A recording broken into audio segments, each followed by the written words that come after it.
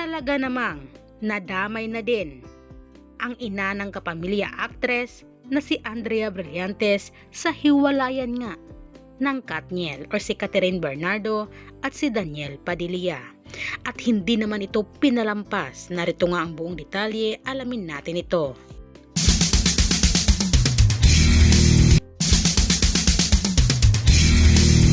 Nitong nakaraan nga ay official na nga na naglabas ng official statement ang Katniel na hiwalay na nga sila.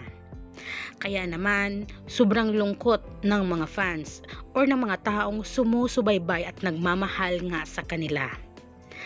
At ayon naman sa ilang haka-haka o komento ng mga netizens na dahil daw sa hiwalayan ng Katniel ay walang iba or ang dahilan daw sa hiwalayan ng Katniel ay walang iba kundi si Andrea Brillantes.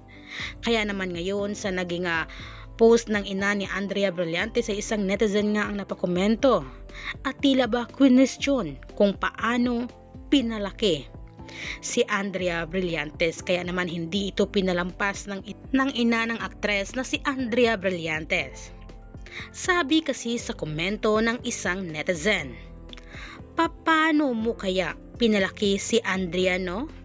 At syempre, sinupalpal nga at talagang hindi pinalampas nga ng mami ni Andrea ito. Sabi niya, o sagot nga niya dito, paano? Napagtapos niya sa school mga kapatid niya, nakapagpagawa ng bahay, may sariling negosyo. Ikaw, anong ambag mo sa mundo? Ayan, nasampal patuloy ng ina ni Andrea ang isang netizen na question o nagkomento kung paano pinalaki niya si Andrea Brillantes.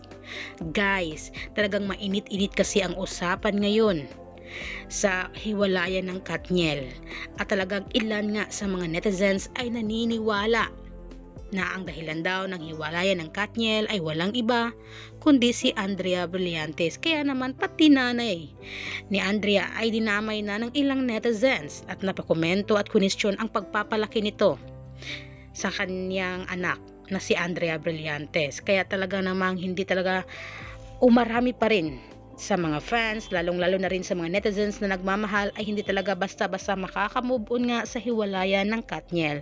Kasi naman guys, 11 years naman talaga ang relasyon ng Katniel at syempre, mahal na mahal ng mga fans ang Katniel. Kaya ngayon ay pati na rin ang nanay ni Andrea ay nadamay na nga din dito at question ang pagpapalaki kay Andrea Brillantes. Ayan naman, hindi niya pinalampas at nasupalpal nga ang netizens sa nagtanong kung paano niya pinalaki. Comment down below guys kung anong masasabi niyo sa video na ito. And please don't forget to like, share, and subscribe.